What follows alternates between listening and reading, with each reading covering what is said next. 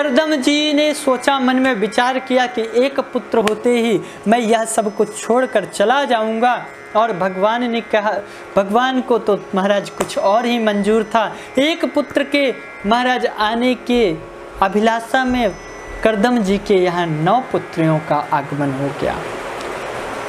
9 पुत्रियों के बाद में जो 10वें पुत्र के रूप में हमारे प्रभु कपिल मुनि के रूप में अवतरित होते हैं। बोलो कपिल भगवान की जय। कपिल भगवान का अवतार हुआ। प्रभु के आज निर्मल मुखमंडल को देखकर करदम जी बहुत प्रसन्न हुए और प्रभु को प्रणाम करते हुए आज अपने घर को त्याग कर, गृहस्थ जीवन को त्याग कर वो वन को चले जाते।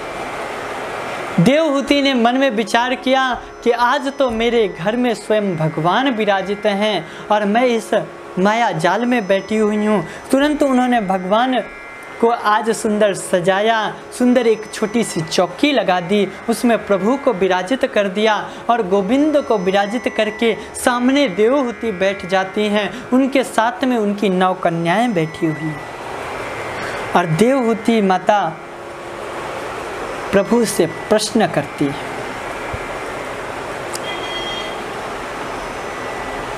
और कहती हैं, इसी को भागवत में कपिल देवहूति संवाद कहते हैं।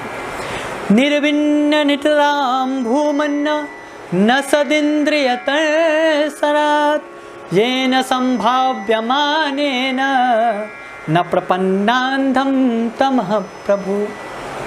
भगवान, मैं आपसे कुछ पूछना चाहती हूँ। क्या यह इंद्रियों को वश में करने का कारण, करने का उपाय क्या है? यह जो मेरी 5 ज्ञान इंद्रियां हैं, 5 कर्म इंद्रियां हैं, यह मुझे सब अपनी अपनी ओर खींचती है। जैसे आंखें कहती हैं सुंदर दृश्य देखो, कान कहते हैं सुंदर संगीत सुनो, जिह्वा कहती है सुंदर भोजन का स्वाद लो। यह इंद्रियां मुझे अपनी अपनी ओर खींचती हैं, तो मैं क्या करूं? इनको वश में कैसे करूं और इनको वश में करने का उपाय क्या है? मेरा दूसरा महाराज प्रश्न यह है कि यह बंधन किसका होता है? बंधन मन का होता है, शरीर का होता है, आत्मा का होता है।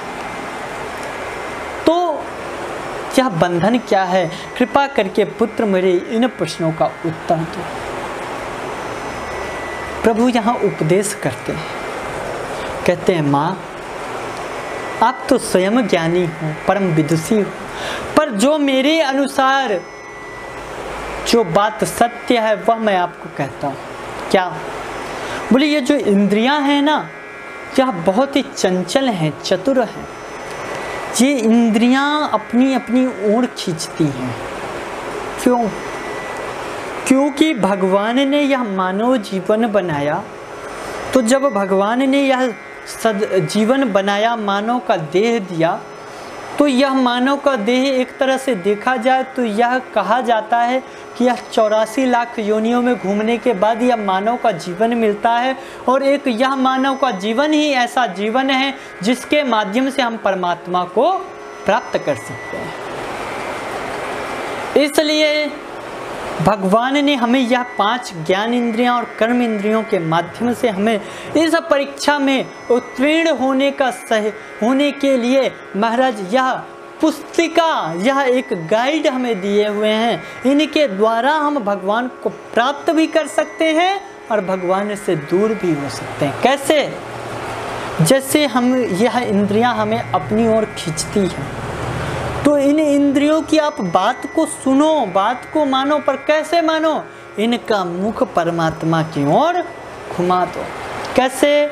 जैसे जिह्वा कहती है कि सुंदर भोजन करो, भोजन तो सुंदर करो, पर उसका भोग परमात्मा को लगाकर फिर उस भोजन को पाओ, तो वह भोजन क्या हो गया? वो भोजन प्रसाद हो गया।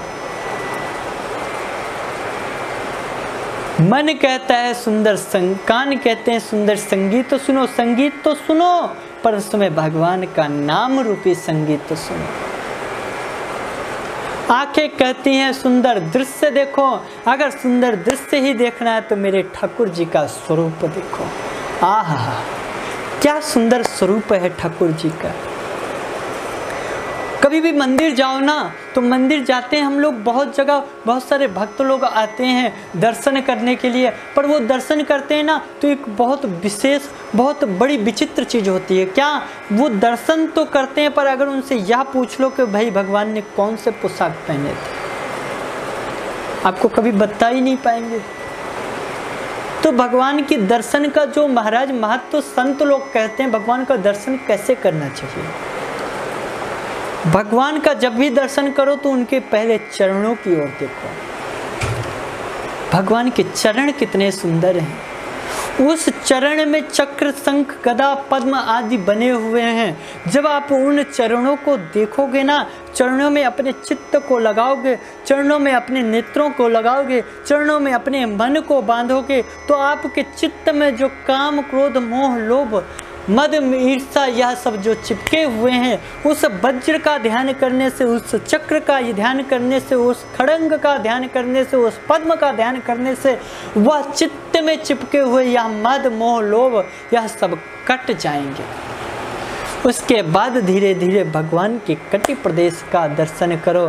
धीरे धीरे महाराज के, भगवान के उस कौस्तुभ मणि का दर्शन करो, जो महाराज हृदय रूप में विराजमान होती है।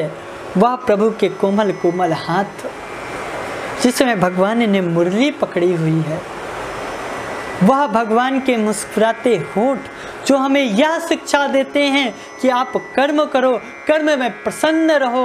परमात्मा की उस दिव्य मुखमंडल को देखकर अपने इस महाराज सांसारिक दुख को भूल कर प्रभु के उन मधुर नेत्रों को देखो, जिनको देखकर परमात्मा में ही लीन हो जाने का मन करता है।